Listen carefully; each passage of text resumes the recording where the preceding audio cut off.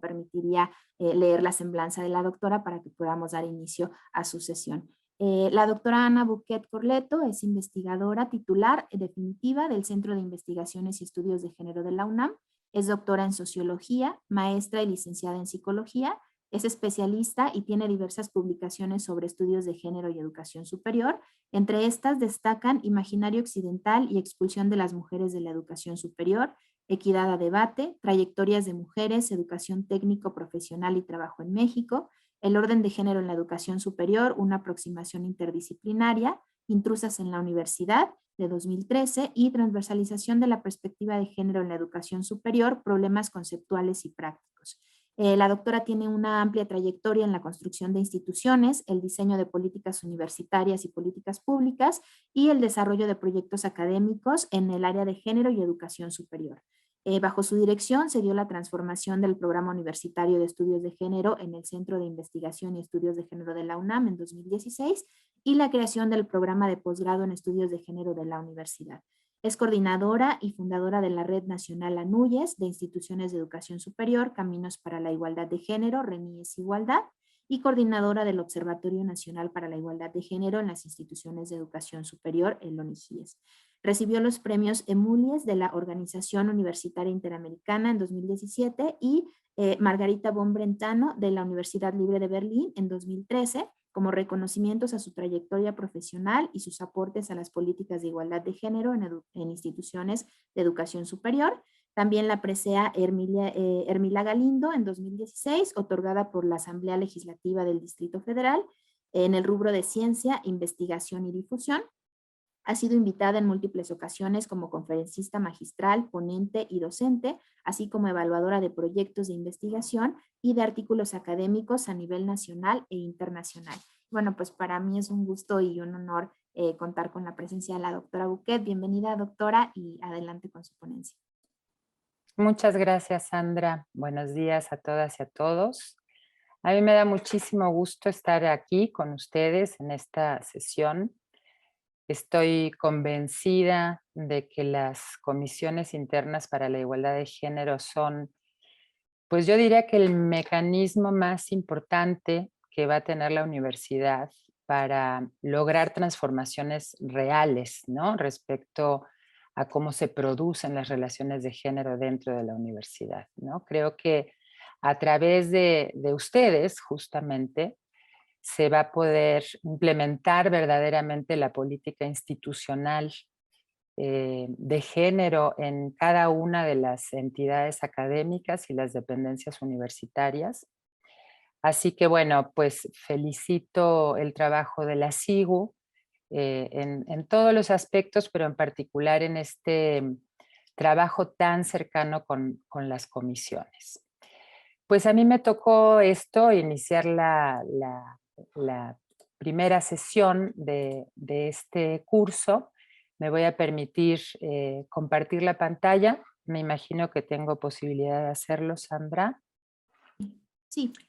Perfecto. Y pues platicar con ustedes sobre estos dos conceptos. Me parece además muy importante, perdón, abrí algo que no debía de abrir. Permítanme un segundito.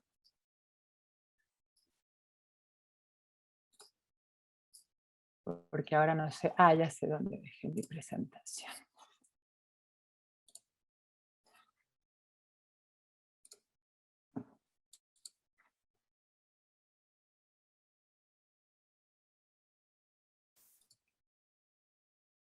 Bueno, creo que ahí todo el mundo está viendo la presentación, ¿verdad? Sí.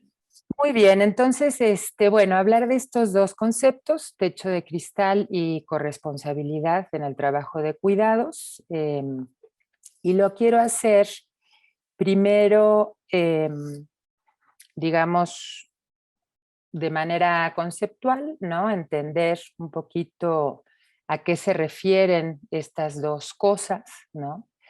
Pero luego, y lo que más me importa es tratar de mostrarles en qué se traducen estos conceptos en la universidad. O sea, que podamos ver un poco qué pasa en la UNAM quiero decirles además que lo que vamos a ver que ocurre dentro de la universidad no es exclusivo de la UNAM, pasa en la mayor parte de las universidades del mundo, por lo menos en todas aquellas en donde se han hecho estudios al respecto. Incluso yo les mandé un poco tarde un texto sobre el techo de cristal en las universidades españolas que muestra muy claramente cómo este fenómeno ocurre en España, por ejemplo, en todas las universidades, además en las públicas, en las privadas, etc. Entonces, cuando hablamos de techo de cristal, en lo que pensamos es en un tipo de barrera invisible, ¿no? Por eso es un techo, ¿no? Que no deja que las mujeres sigan ascendiendo en los puestos de toma de decisiones, en los nombramientos académicos, etcétera, pero es invisible, ¿no? Ese es digamos, lo importante de este concepto, porque al ser invisible es muy difícil entender qué es lo que está pasando, ¿no? Porque las mujeres enfrentan una serie de obstáculos en cualquier organización para ascender en su trayectoria laboral o académica. Y ahí realmente en la literatura hay una gran cantidad de información de por qué ocurre este fenómeno. Por ejemplo, en uno de los artículos que ustedes tienen se habla de barreras internas asociadas a la identidad de género femenina. Estas cosas las podemos dialogar más ampliamente si quieren en el momento del diálogo, ¿no? Pero ahí nos tendríamos que meter a entender cómo se construyen las identidades de género y cómo son o cuáles son, digamos, los mandatos principales de las identidades de género femenina y de las identidades de género masculina. Pero bueno, acá hay una serie de elementos que nos pueden llevar a pensar que hay en el proceso de socialización de las mujeres que se desarrollan una serie de características que no están, digamos, enfocadas a la competencia en el espacio público, etcétera, etcétera, ¿no? Luego, barreras externas asociadas a la cultura organizacional, o sea, esto tiene que ver con la estructura de las instituciones y a los estereotipos de género, y las barreras producidas por roles reproductivos y responsabilidades familiares, que es el otro tema que nos toca, ¿no? Estos son más elementos de cuáles son los tipos de barrera que encontramos, ¿no? Sin duda, el problema de la conciliación es uno de los fundamentales, lo vamos a ver con la información que yo les voy a presentar. Eh, pero bueno, ustedes pueden ver que en los aspectos organizacionales y en los aspectos sociales y culturales, pues básicamente lo que estamos viendo es que vivimos en una sociedad machista y patriarcal, con una visión androcéntrica, o sea, siempre la mirada es masculina sobre lo que pasa, ¿no? Y todos estos elementos se conjugan para convertirse en esto que se denomina techo de cristal. Por otro lado, para abordar el concepto de corresponsabilidad, me pareció importante primero entender qué es la división sexual del trabajo, ¿no?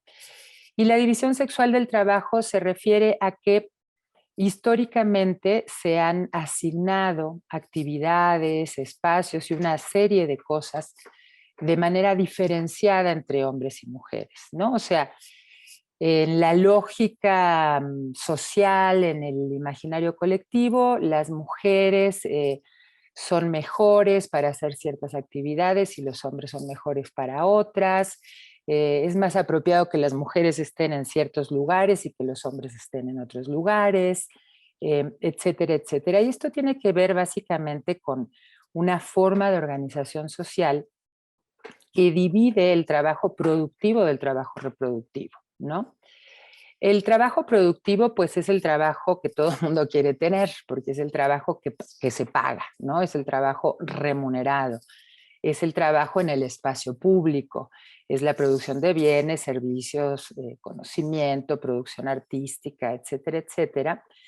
Y hay una lógica en esta división sexual del trabajo que significa que los hombres son los proveedores de los hogares, los proveedores en temas de recursos financieros, ¿no?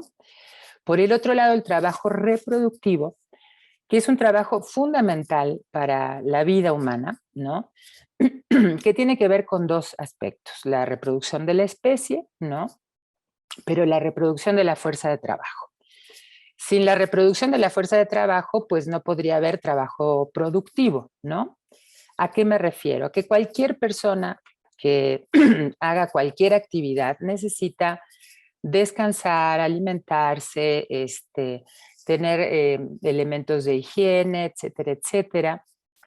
Cuando nacen las personas hay que criarlas, hay que irlas educando. Todo ese es el trabajo reproductivo, el trabajo que se hace básicamente adentro de los hogares, ¿no? Que va desde todas las tareas domésticas, que ahora en la pandemia muchas, pero sobre todo muchos de ustedes podrán observar lo que significa el trabajo doméstico, lo que significa el trabajo de cuidados y lo que significa también el trabajo educativo, ¿no? Ahora que niñas y niños están estudiando a través de este sistema o de uno de estos sistemas, pues hay que atenderlos, darles seguimiento, hay que un poco hacer la tarea que hacen las escuelas y que hacen maestras y maestros, ¿no? Entonces, el trabajo reproductivo está asociado directamente con las mujeres, ¿no? Y tiene características, por un lado, muy importantes, como la que dije, que es fundamental para la vida humana, pero no tiene un valor y un reconocimiento social como tiene el trabajo productivo. Pero sobre todo, no tiene remuneración. O sea, es un trabajo que se hace sin cobrar, ¿no? Además es un trabajo que no tiene vacaciones, que no tiene horario, no tiene principio y no tiene fin, ¿no? Está adentro de las casas. Yo insisto que en el confinamiento es mucho más notorio. Todo el tiempo hay que estar preparando alimentos, todo el tiempo hay que estar lavando trastes, todo el tiempo hay que estar lavando ropa, etcétera, etcétera. Y este es el trabajo que principalmente hacen las mujeres. Y lo hacen las mujeres que se dedican a ser amas de casa, pero también lo hacen las mujeres que tienen un trabajo remunerado, ¿no? Entonces, las mujeres normalmente cumplimos lo que se llama con la doble jornada. A veces es triple, ¿no? En ciertos casos. Bueno, y para entender el concepto de corresponsabilidad, me parecía importante plantearles qué es esto de la división sexual del trabajo. Y la corresponsabilidad es un concepto que además se está usando ahora más que nunca, ¿no? Porque se ha identificado que uno de los núcleos duros de las desigualdades que enfrentan las mujeres tiene que ver justamente con la división sexual del trabajo, ¿no? Entonces, pues es algo que tenemos que transformar en las sociedades, ¿no? ¿Y cómo transformar esto? Pues redistribuyendo las tareas familiares, ¿no? Redistribuyéndola de tal manera de que no sean las mujeres las únicas o las principales responsables de llevar a cabo todas estas actividades. Entonces, bueno, también acá hay distintas propuestas. Desde mi punto de vista, uno de los temas más importantes es cómo lograr que los hombres se incorporen de manera absolutamente igualitaria a realizar todas las tareas familiares, ¿no? Y es un cambio de mentalidades, ¿no? Normalmente los hombres muchas veces apoyan, ¿no? O ayudan, digamos, en estas actividades, pero siempre desde una lógica de que no es su responsabilidad, ¿no? Entonces, ese es uno de los cambios fundamentales. Y por otro lado, también la participación del Estado, del mercado laboral, de la comunidad y de las familias, porque, como yo dije desde un principio, el trabajo de cuidados y las tareas domésticas son actividades fundamentales para cualquier sociedad, no se pueden dejar de hacer, ¿no?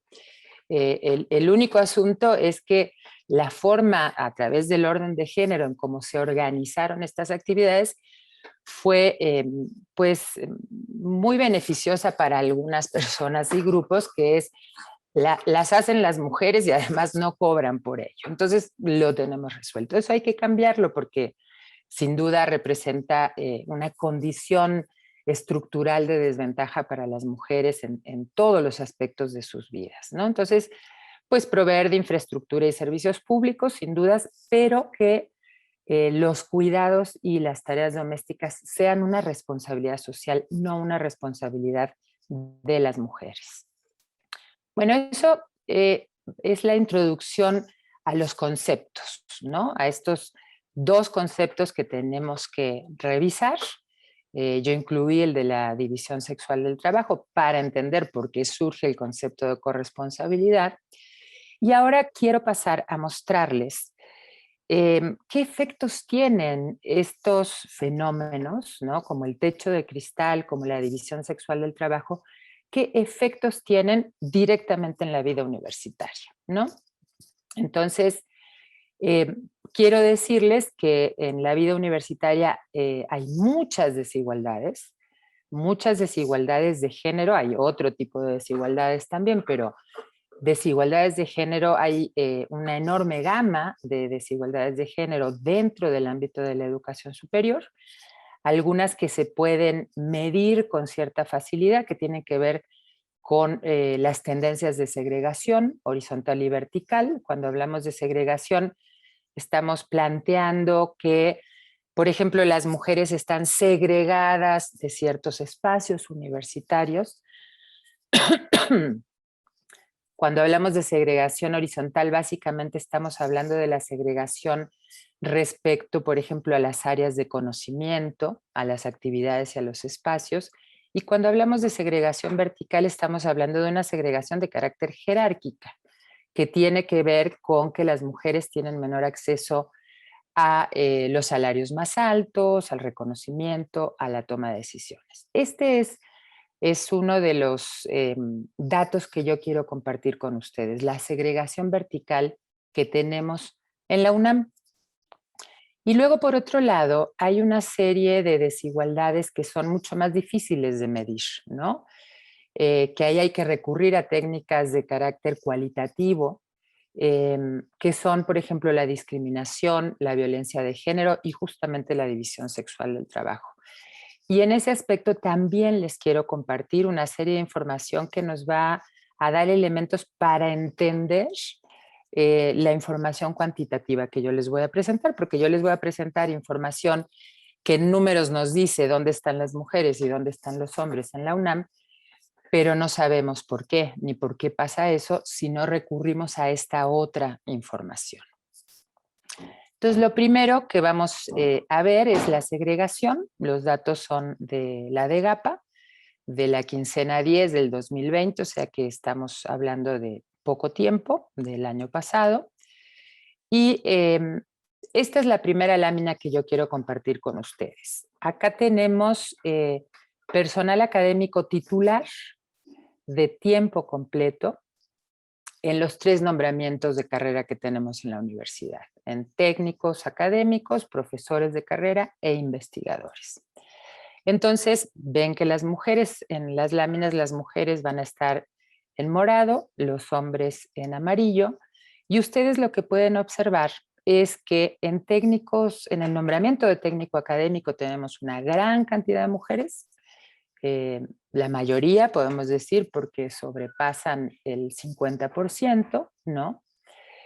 En profesor, en el nombramiento de profesor de carrera, las mujeres, la participación de las mujeres disminuye. Incluso si ustedes se fijan, dentro del nombramiento de profesor de carrera, titular A, titular B y titular C, las mujeres van disminuyendo, o sea, a medida que el nivel del nombramiento sube, la participación de las mujeres va cayendo, ¿no?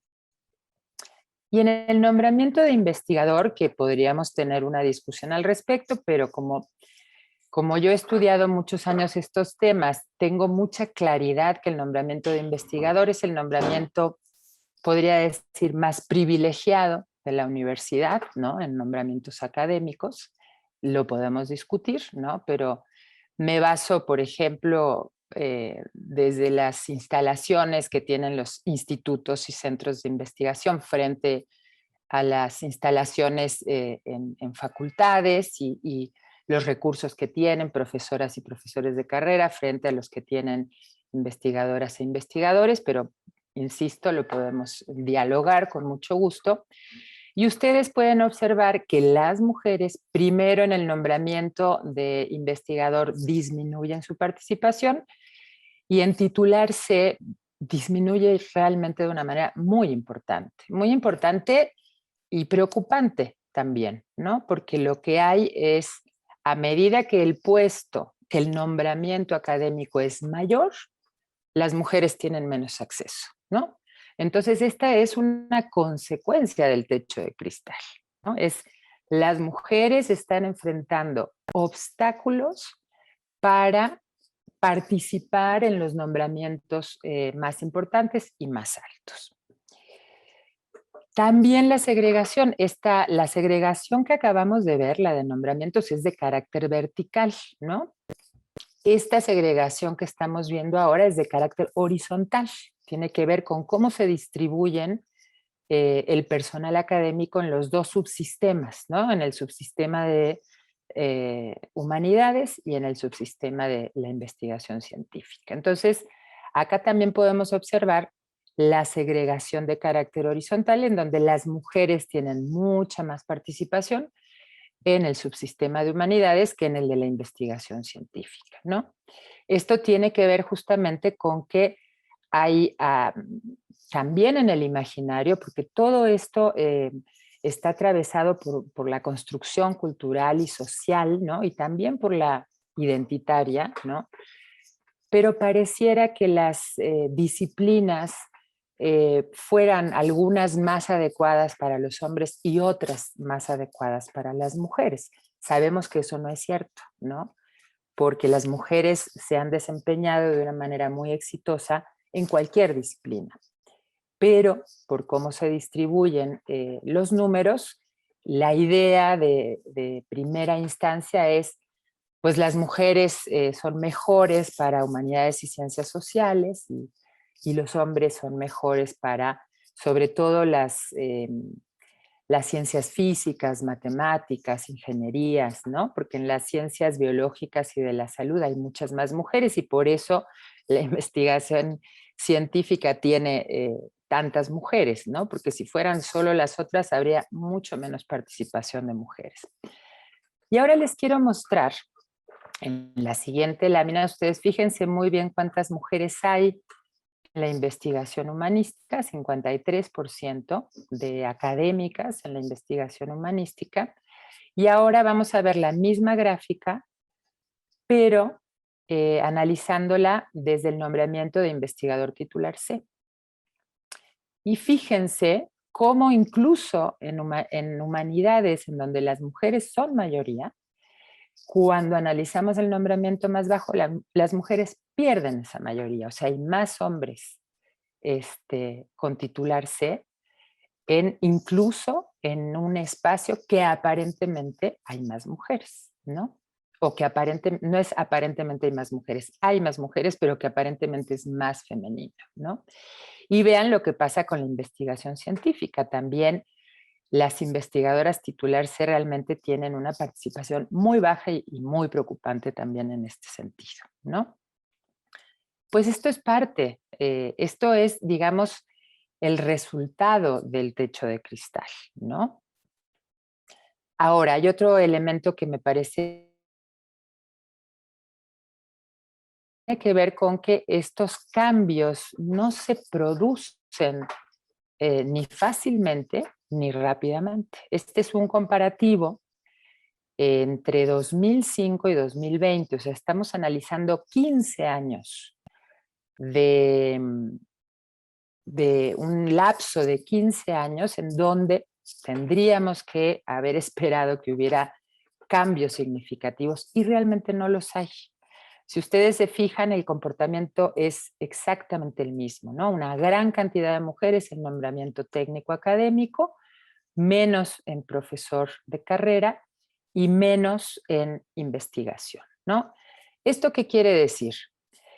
Que si la universidad no actúa fuertemente para transformar esta realidad, pueden pasar 100 años para que haya un poquito más de equilibrio en la participación de mujeres y hombres en los distintos nombramientos. ¿Qué pasa con los puestos directivos de la UNAM?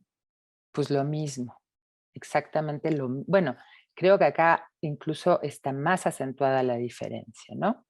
Los puestos directivos, los puestos que tienen mayor responsabilidad, mayor reconocimiento, por supuesto mayor salario, pero además es el espacio desde donde se toman las decisiones, ¿no? Entonces, la participación de las mujeres en la toma de decisiones es mucho menor que la participación de los hombres, ¿no? Entonces, pues incluso si ustedes se fijan por tipo de entidad, verán que en las facultades y en los institutos de la investigación científica es donde hay mayoría de hombres dirigiendo. Hay más, hay más paridad, digamos, en las escuelas, ¿no? Y de repente en los centros de humanidades, que tampoco, ¿no? O sea, realmente en el único lugar donde hay paridad en la dirección es en las escuelas. Y lo mismo pasa con los cuerpos colegiados más importantes de la universidad, ¿no? O sea, hay menos mujeres en el consejo universitario, hay menos mujeres en la junta de gobierno. Y estos son espacios decisivos, ¿no? Para tomar decisiones, para ver el rumbo de la universidad, y las mujeres están participando mucho menos. Y todo esto quiere decir que las mujeres tienen menos acceso al poder, a los recursos económicos, y también al reconocimiento, ¿no? Que son 3 elementos muy importantes. Ahora, eso que yo compartí con ustedes son datos duros, ¿no? Datos duros, además, que se obtienen de las mismas bases de datos de la UNAM, ¿no? Y el asunto es, ok, hay una fuerte segregación de las mujeres, de los espacios y de los nombramientos más importantes de la universidad, pero tenemos que entender por qué pasa eso, ¿no? O sea, analizar cuáles son los elementos. Yo les presenté al principio, cuando hablamos de techo de cristal, cuáles son los elementos que desde la literatura se analizan, ¿no? Pero veamos lo que pasa en la UNAM directamente. La información que les voy a presentar es una encuesta que se levantó entre el CIEG y la Comisión Especial hoy de Igualdad de Género, pero era la Comisión Especial de Equidad de Género, todavía en el 2019. Y, por ejemplo, la percepción de discriminación que hay en la UNAM. Está dividido en 2 bloques, ¿no? La percepción de discriminación contra las mujeres y la percepción de discriminación contra la población LGBT. ¿Qué podemos observar en esta gráfica? Que la percepción de discriminación es altísima, o sea, que hay muchísima gente en la universidad que percibe discriminación contra las mujeres y muchísima gente que percibe discriminación contra la población LGBT, ¿no?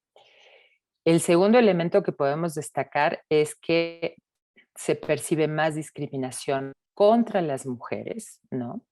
Y que son las propias mujeres, por supuesto, quienes perciben en mayor medida esta discriminación, porque son quienes la sufren, ¿no?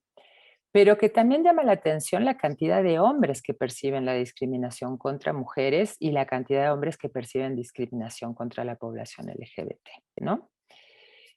Otro elemento que tiene que ver con la discriminación, acá medimos ambiente institucional a través de algunos comentarios. Y esto no es percepción, porque el anterior era percepción, ¿no? Yo percibo, pero no tengo ningún elemento concreto para decir por qué, ¿no? Pero acá sí, porque acá se hicieron preguntas específicas sobre ciertos comentarios. Y acá tenemos a las tres poblaciones, la población académica, la administrativa y la estudiantil. Y lo que podemos observar aquí, por ejemplo, en la población académica, las cosas que se escuchan en el ambiente universitario, que esto también es muy triste, ¿no? Porque en la universidad no deberíamos de escuchar este tipo de comentarios, pero, por ejemplo, como que las mujeres son menos inteligentes, ¿no? Eh, o que a las mujeres hay que echarles la mano, o que logran ascender porque se acuestan con alguien, ¿no? Eh, o como no quieren que las acosen si se visten de tal o cual manera, ¿no? Ustedes pueden observar que en cada una de las poblaciones destaca más algún tipo de comentario que otro. En las tres hay uno que es importante, que tiene que ver con la homofobia, ¿no? Que un comentario es parece gay, en la población estudiantil es donde más se escucha, pero se escuchan las tres poblaciones. Y el otro que es muy interesante es un mandilón, ¿no? Que se refiere a aquellos hombres que no están cumpliendo con los mandatos de la masculinidad hegemónica, ¿no? Hombres que pueden ser más colaboradores, más cuidadores de sus hijos, en fin, que fíjense ustedes que esto significa una presión social, ¿no? Sobre los hombres, para que no se desprendan o no se distancien de los mandatos de la masculinidad hegemónica, que no se vuelvan mujercitas, ¿no? O sea que la presión social que hay sobre los hombres que tienen masculinidades diferentes o que están buscando distanciarse un poco de los mandatos más rudos de la masculinidad hegemónica, ¿no? Por favor, les pido que si estoy hablando en un lenguaje que quieren que lo explique mejor o con más claridad, me avisan, ¿no? Por el chat o algo para que Sandra me informe. Y bueno, y una más que es muy preocupante son feminazis. Y fíjense ustedes que esto en la población estudiantil es muy fuerte. Y esto también es muy preocupante porque lo que hacen es estigmatizar, desacreditar a las mujeres y en particular las estudiantes que eh, demandan condiciones de igualdad, que demandan condiciones de no violencia. Entonces, este es un poco el ambiente institucional que tenemos en la UNAM. Quiero decirles que esta muestra es representativa. O sea que los porcentajes que ustedes ven acá son reales, ¿no? O sea, cuando, por ejemplo, cuando vemos parece gay en la población estudiantil, realmente un 83.3% de estudiantes mujeres han escuchado eso, ¿no? Y un 78.3% de estudiantes hombres también lo han escuchado. Bueno, estos son los datos de una encuesta, ¿no? Una encuesta que recoge información cuantitativa, pero también información cualitativa, como las percepciones. Pero ahora yo lo que quiero hacer es mostrarles testimonios de distintos estudios que hemos realizado en la universidad. De grupos focales, de entrevistas a profundidad, para poder entender en qué consiste, por ejemplo, la discriminación, ¿no? Entonces, acá hay dos que son muy distintas, dos testimonios que son muy diferentes, pero que nos muestran como dos formas también difíciles de percibir de la discriminación, ¿no? Por ejemplo, investigadora del Instituto de Física, ¿no? Que está en un pasillo platicando con una colega física también, ¿no? Y pasa un colega varón y dice, ay, qué chistoso escuchar a dos mujeres hablando de física, en el Instituto de Física con investigadoras en física, ¿no? Entonces, pues ella le dice, pues no estás en el salón de belleza, estás en el Instituto de Física porque va a ser extraño, pero acá lo que vemos es la lógica, ¿no? En el imaginario, incluso para un colega que convive con ellas, pues se le hace chistoso ver a dos mujeres hablando de física. Esto no es normal para las mujeres, ¿no? Y por el otro lado, una investigadora del Instituto de Ingeniería, y acá quiero destacar otro elemento, plantea que ahí no hay problemas de género. En el Instituto de Ingeniería ella me dijo muy convencida, aquí no hay problemas de género, de lo único que me quejo es que los estudiantes prefieren a los hombres, casi no a las mujeres, me cuesta mucho trabajo conseguir estudiantes y dice, esto es muy serio.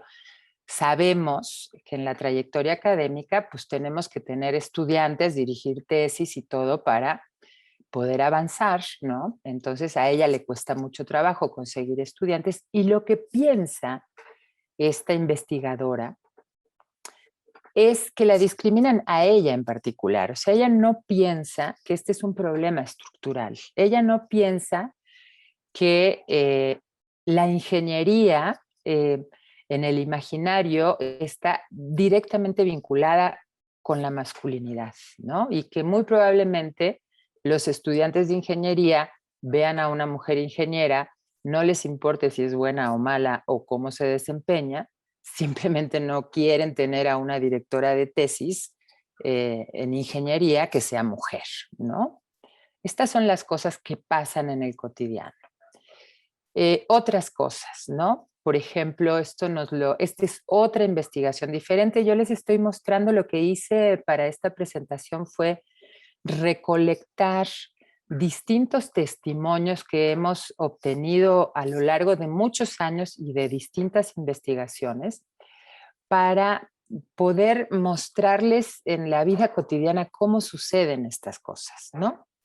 Entonces, esta es una académica de la Facultad de Derecho que dice que cuando los varones hablan de una mujer que tiene un cargo muy importante, siempre dicen que porque alguien la ayudó, ¿no? O sea, como que no son capaces los hombres de reconocer que una mujer puede tener la capacidad y las habilidades para ocupar un puesto de esa naturaleza. Les voy a poner el caso de una estudiante, en este caso de la Facultad de Ingeniería, también de un grupo focal. Ella plantea que le tocó, ¿no? Que a una chica que iba, según ella, vestida normal, y no importa cómo fuera vestida, ¿no? Que empezaron a chiflarle y que el profesor la subió a la tarima y le dio la vuelta y les dijo, a ver, deleítense con ella. Ustedes imagínense que esto pasa dentro de los salones de clase, ¿no? Entonces, cuando hablamos de techo de cristal, ¿no? Pensamos qué cosas estarán pasando adentro de la universidad para que esto ocurra, o sea, para que las mujeres, por ejemplo, las estudiantes de ingeniería, muchas deserten, ¿no? Pues, ¿por qué desertan las estudiantes de ingeniería? Pues porque tienen un ambiente súper hostil adentro de la facultad, ¿no? Esa es una razón. Vean ustedes esto, el desaliento, o sea, no es solo la discriminación, sino la desmotivación de una estudiante que escucha esto de un profesor, ¿no? Seguro ustedes solo vienen aquí a buscar marido, ya lo van a encontrar, así que no tienen que aprender, sálganse, ya tienen 10, ¿no? O sea, de verdad, a medida que yo iba buscando los testimonios para compartir con ustedes, me costaba trabajo elegirlos porque es difícil de creer, ¿no? Las cosas que pasan en nuestra universidad. Alumnas de la Facultad de Economía, por ejemplo, este es otro estudio diferente y es también un grupo focal, ¿no?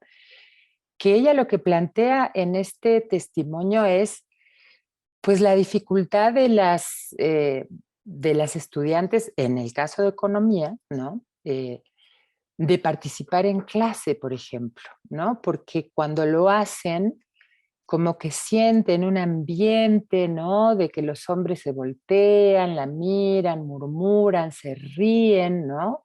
Y entonces desalientan la participación, pues los profesores y las profesoras normalmente no actúan ante este tipo de situaciones porque no las tienen conscientes, ¿no? O sea, por eso es tan importante la capacitación, la sensibilización a todo el personal docente de la universidad, ¿no? Para que realmente puedan empezar a pues a parar este tipo de situaciones, ¿no? Entonces, pues tú eres una niñita, a ver el que sigue, ¿no? O sea, parece que no importa lo que diga una chica en el salón de clases, sobre todo en ciertas carreras, ¿no? Y fíjense lo que piensan los alumnos de sus compañeras, ¿no?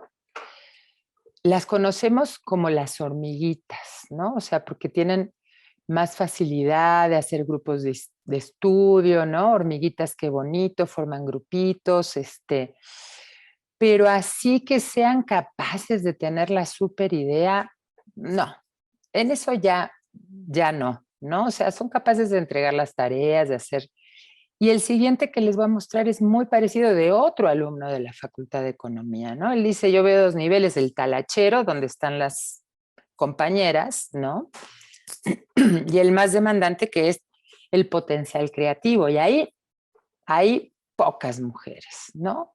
Entonces, fíjense ustedes lo que circula eh, por la cabeza de la gente que integra la comunidad universitaria. Y cuando alguien dice eso, actúa de esa manera, o sea, su comportamiento está directamente vinculado a esa manera de pensar, ¿no?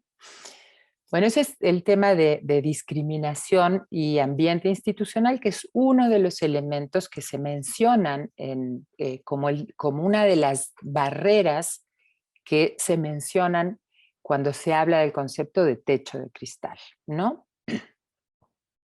Hay otro elemento que a mí me parece muy importante y es bien complicado de valorar y es bien complicado de transformar. Y es otro fenómeno que está comprobado, ¿no?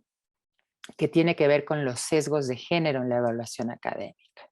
Yo les pongo aquí un pedacito de un texto, del texto como fundacional sobre este fenómeno, ¿no? Si ven, es del 97, publicado en Nature, que es una revista de altísimo prestigio a nivel internacional, o sea, aquí no publica cualquier persona, digamos, y acá son unas investigadoras en Suecia que analizan el proceso de selección de estudiantes para optar por una beca de postdoctorado en el Centro de Investigaciones Médicas en Suecia. Y lo que ellas encuentran, es muy impresionante, es que una mujer tiene que tener 2,5 veces los méritos de un varón para ser valorada de la misma manera, ¿no? Entonces, si un hombre que postuló a esta beca tiene un artículo en revista, supongamos en la revista X, ella tiene que tener 2,5 artículos en esa revista para obtener el mismo puntaje. Y miren que si ustedes leyeran este artículo se darían cuenta de lo riguroso que está hecho, o sea que realmente la información que ellas producen es verídica, ¿no? ¿Y qué cosas hemos encontrado en la UNAM respecto a este fenómeno, ¿no?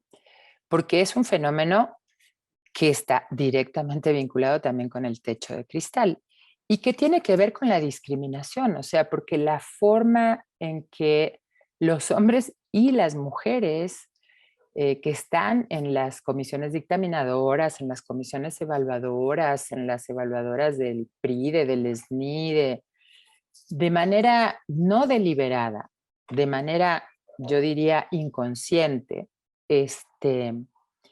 valoran de manera diferente el trabajo de las mujeres y los hombres y lo valoran de manera diferente, sobre todo.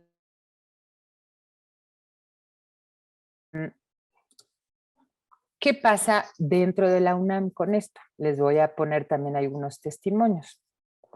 Investigadora de física, ¿no? también cuando ella se quiso promover, lo primero que le preguntaron es que cuántos artículos tenía publicado con su esposo, ¿no? Como diciendo, a ti te están echando la mano. O sea, entiendo que tu esposo publica contigo para que tú puedas avanzar un poquito, ¿no? Digo, no, no es por nada, pero esta investigadora es titular CEPRI de DESNI 3, ¿no? Capaz que algunos la identifican. Pero bueno, no la promovieron, ¿no? En ese momento, porque pensaban que su productividad estaba asociada directamente a la productividad del marido.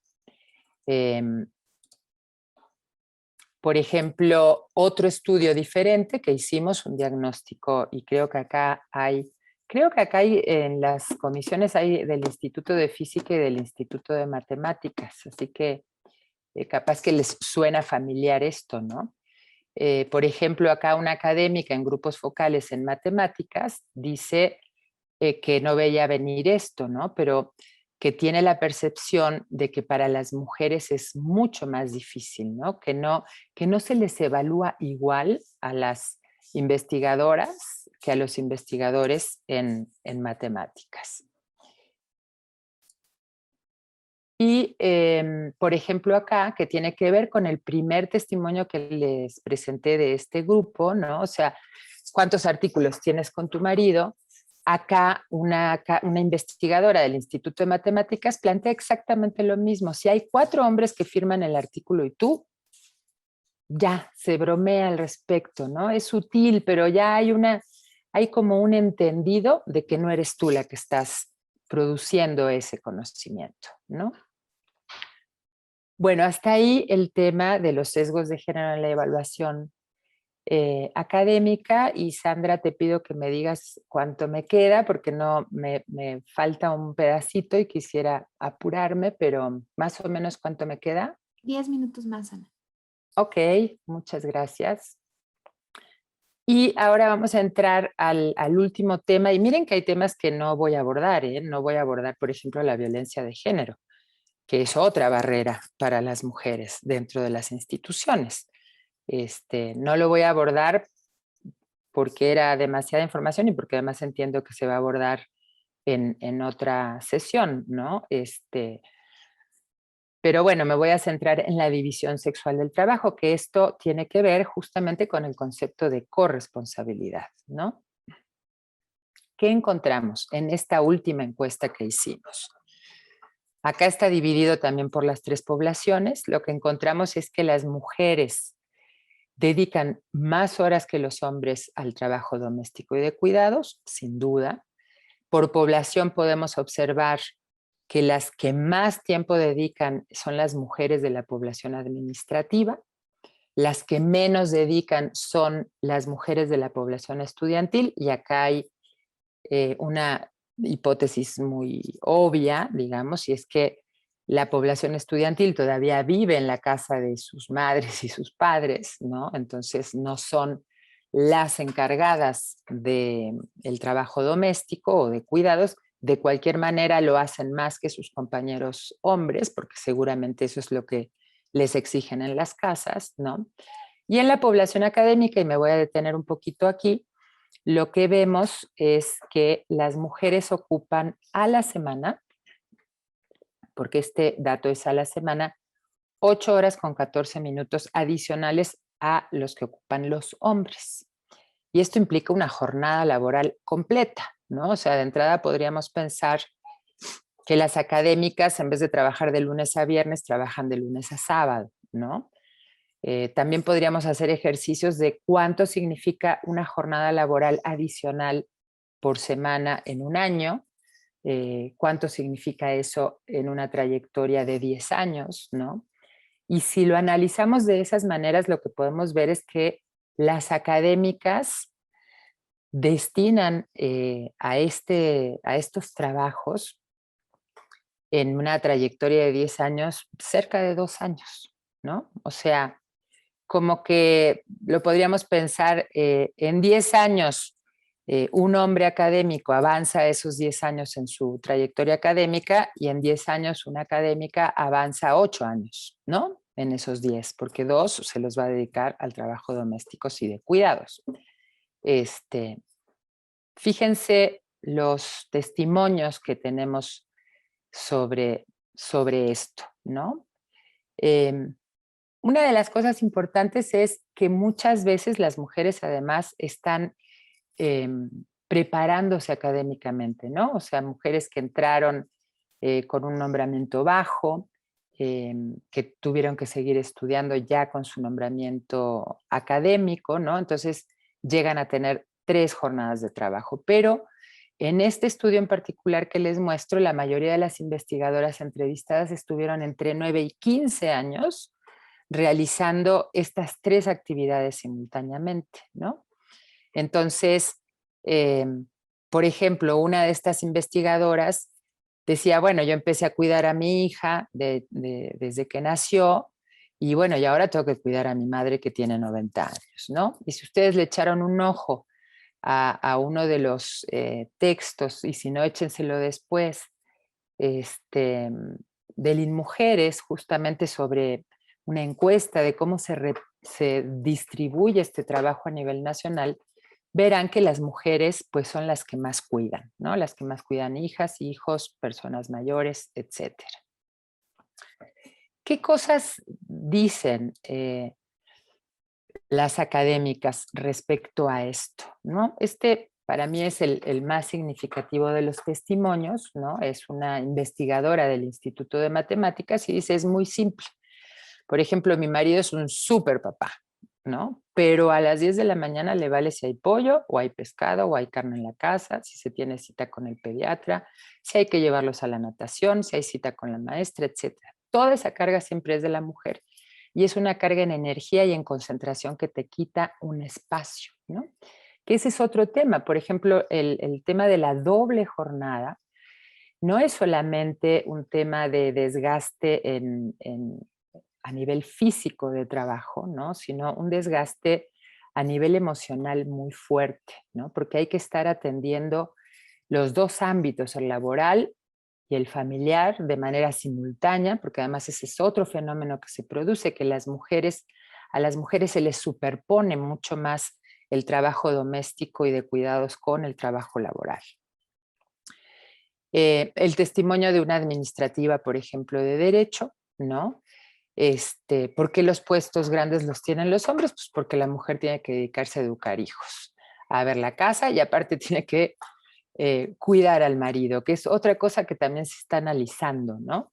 Que las mujeres no solo cuidan a las hijas y a los hijos, sino también al marido, lo atienden, ¿no? También dedican tiempo a cuidar a su pareja. Bueno, acá hay perdonen, es que sí, estaba bien. Acá hay una sobre el piso pegajoso, que es otro de los conceptos que tiene que ver justamente con todos esos factores que no te dejan salir de la casa porque tienes que cuidar a medio mundo, ¿no? Me voy a apurar para llegar al final. Por ejemplo, la opinión de un académico hombre del Instituto de Matemáticas, ¿no? Dice que hay muchas chicas que no terminan el doctorado, ¿no? O que tardan muchos años, y que tiene que ver con que se casan, con que tienen hijos, y si lo terminan, pues ya lo terminan grandes, ¿no? Vean ustedes también la cosa de la edad, de la competitividad y ya no son tan competitivas, ¿no? Fíjense además, si terminan el doctorado y entonces ya no son tan competitivas y no tienen un espacio en la universidad, el desperdicio de recursos humanos, ¿no? Porque son mujeres altamente calificadas que ya no tienen la oportunidad de incorporarse al espacio, ¿no? Bueno, lo mismo, académicas de economía que hablan de que se ocupan mucho de los temas familiares, ¿no? Bueno, lo pasé muy rápido, pero este es muy chistoso porque es de una académica de economía que tiene más de 50 años y que dice que es el momento más feliz de su vida porque ya dejó de criar al hijo y ahora se puede dedicar a hacer lo que quiera y no estar entre ajos y cebollas todo el tiempo, ¿no? Y cuando entrevistamos a los académicos, encontrado ningún obstáculo ni nada que me haya impedido avanzar en mi carrera académica. Entonces, para terminar, quiero cerrar con esto, ¿no? Porque es importante la igualdad de género en las instituciones de educación superior, porque contribuye a la excelencia científica. O sea, ya se sabe, hay muchísimos estudios que plantean que cuanta más diversidad hay en los espacios institucionales, más efectivo es el trabajo, más innovador, eh, de mayor excelencia. Entonces, si en el Instituto de Matemáticas tenemos hombres, pero también mujeres y personas de la diversidad sexual y de distintas etnias, y es mucho más productivo para la entidad, ¿no? Aprovecha el capital humano, o sea, no desperdiciamos a todas estas.